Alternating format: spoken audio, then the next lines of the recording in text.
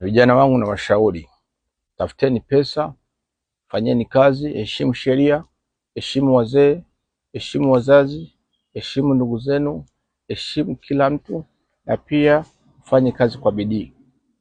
Pesa ni karatasi. Wage nasema undugu ni bora kuliko pesa. Nasema tena, undugu ni bora kuliko pesa. Kwa hiyo ukishakuwa na pesa kama hizi, usije kwenye mtandaoni uanze kutukana watu. Washauri vijana wenzangu, ukishakuwa na pesa kama hizi zote ni pesa hizi zote ni pesa. Ukishakuwa mirundo kama hizi, usije kwenye mtandao uanze kutukana watu. Hapana. Kuwa na pesa haimaanishi ndo watu ndo hawana thamani. Kuwa na pesa haimaanishi watu ndo wenda wazimu. Kuwa na pesa haimaanishi wewe ndo kingi, mfalme wa falme sababu ya pesa. Hapana.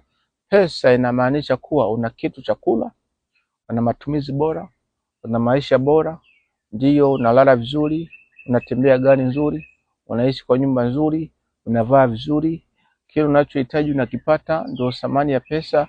Haimaanishi wengine hawafai, hawana thamani. Kwa hiyo na washauri ndugu zangu, mheshimiane. Vijana wa sasa hivi mnaotafuta pesa, ukipata na pesa, mkishafanikiwa kuwa na pesa, nasema tena, vijana wa sasa hivi mnaotafuta pesa, mkishafanikiwa kuwa na pesa, na washauri ndugu zangu, heshimu wengine, saidia wengine ikiwezekana. Nasema hivi, saidia wengine ikiwezekana. Thamani ya pesa ni kusaidia wengine. Thamani ya pesa ni kuishi kwenye amani. Thamani ya pesa ni kununua kile unachohitaji.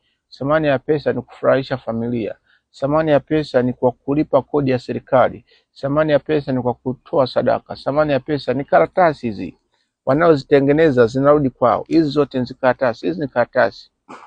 Kwa hiyo na washauri ndugu zangu, pesa, msivunje undugu sababu ya pesa. Asante, Mungu awabariki. Nimeona niseme haya kwa machache na muendelee kunifuata. Mimi ni Big Man Obedi. Asante, Mungu awabariki sana.